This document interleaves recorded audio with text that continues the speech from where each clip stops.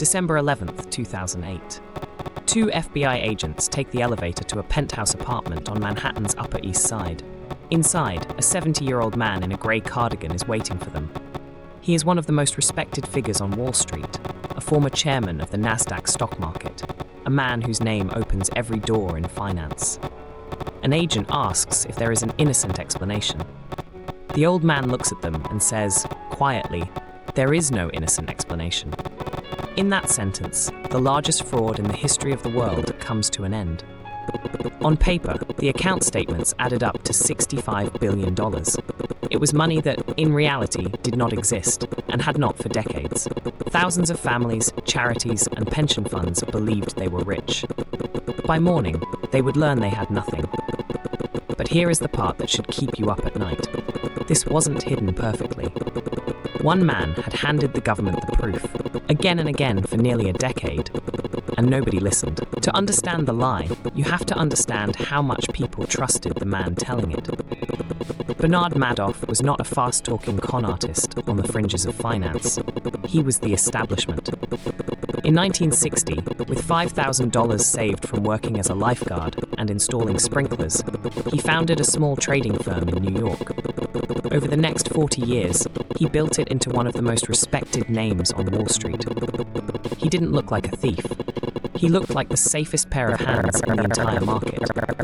Madoff's firm was a genuine pioneer. It was one of the first to embrace electronic trading, helping to build the technology that would become the NASDAQ, the all-electronic stock market. His company grew into one of the largest market makers in America, quietly handling a huge share of the nation's stock trades. And in the early 1990s, Bernie Madoff served as chairman of the NASDAQ itself. He sat on government advisory committees. Regulators asked him how the markets should work. The fox wasn't just near the henhouse. He helped design it. But there was a second business, hidden beneath the legitimate one. Quietly, Madoff also managed money for private investors, and getting in was almost impossible. He turned people away. He didn't advertise. To be accepted as a client felt like being admitted to the most exclusive club in the world. Country club friendships, charity galas, whispered introductions, that was how you got in. And the exclusivity was the genius of it. By making people beg to give him their money, Madoff made them stop asking the one question that mattered. Where are the actual returns coming from? What Madoff promised wasn't outrageous wealth. It was something far more seductive: consistency. Year after year, his investors earned a steady 10 to 12%, in good markets and bad. When the rest of Wall Street was bleeding, Madoff's accounts kept climbing, smoothly, calmly, forever. To his clients, that smoothness was proof of genius. To anyone who understood markets, it should have been proof of something else. Real investing is never that smooth. Nothing on earth goes up in a straight line. Here is what was really happening. On the 17th floor of Madoff's Manhattan office, separate from the legitimate trading business upstairs, a small team ran the secret. There were no real investments. No stocks were being bought for these clients. The steady profits were an illusion, generated on computers programmed to print fake trade confirmations and fabricated account statements, often backdated to show trades that never happened. It was a Ponzi scheme, the oldest fraud there is.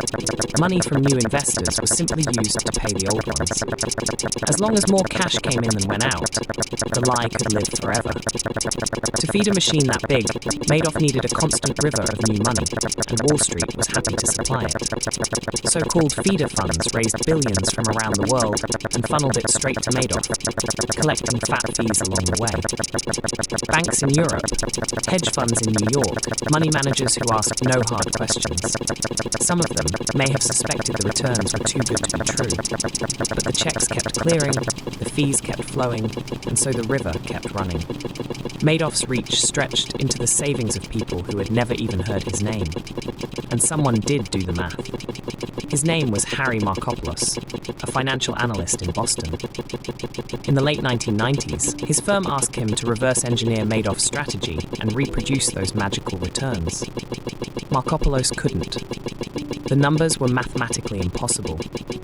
He later said it took him minutes to know it was a fraud, and years to document exactly how.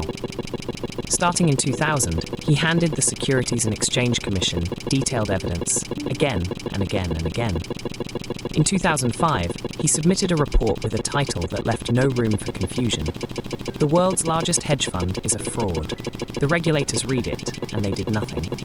Every Ponzi scheme has the same fatal weakness. It only survives as long as new money keeps coming in. In 2008, the financial crisis arrived, and the river ran dry. Panicked investors all over the world needed cash, and they came to Madoff to pull their money out. In a matter of weeks, requests to withdraw roughly $7 billion landed on his desk. The fake statements said the money was there.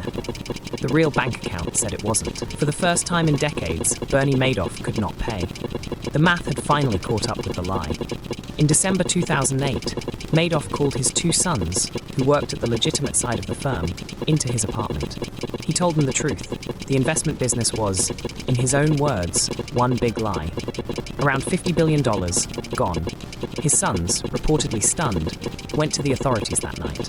The next morning, the FBI arrived, and as the news broke, the human cost spread like a shockwave. Charities that funded hospitals and schools were wiped out overnight. Retirees lost everything. And just days later, a French money manager named Thierry de la Villehuchet, who had placed over $1 billion of his clients' money with Madoff, took his own life. There was no trial. In March 2009, Bernie Madoff pleaded guilty to 11 federal felonies: securities fraud, money laundering, perjury, theft. He offered no defense. At his sentencing in June 2009, victims stood in the courtroom and described losing their homes, their retirements, their faith in the system. The judge called the crime extraordinarily evil and handed down a sentence meant to be symbolic: 150 years in federal prison. For a 71-year-old man, it was a number with only one meaning: he would die behind bars. The wreckage didn't stop at his victims. It consumed his own family. Exactly 2 years to the day after his father's arrest, Madoff's older son, Mark, took his own life. 4 years later, his younger son, Andrew, died of cancer, a disease he believed had been reawakened by the stress of the scandal. Madoff's wife was left isolated, stripped of nearly everything. The man who had spent a lifetime building a name had, in the end, destroyed everyone who carried it.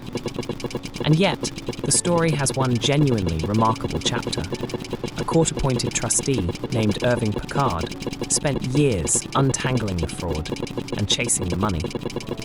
His strategy was relentless and simple: sue the investors and feeder funds who had pulled out more money than they originally put in, and force them to return the difference to those who lost everything. Slowly, billions came back.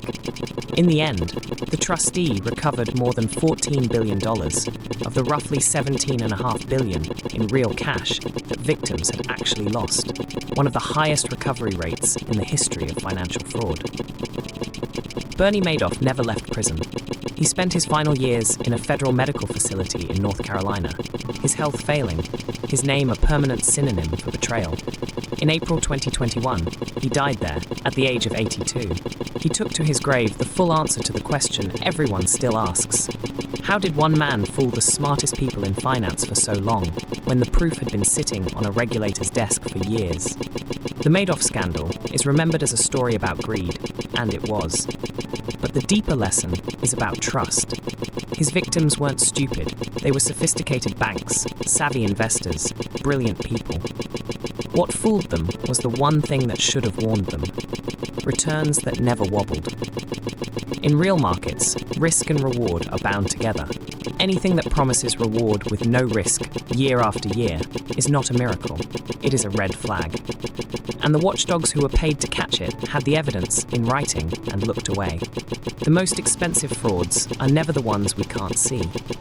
They're the ones we don't want to. 65 billion on paper, decades of perfect, impossible returns. One analyst screaming into the void while the watchdogs slept.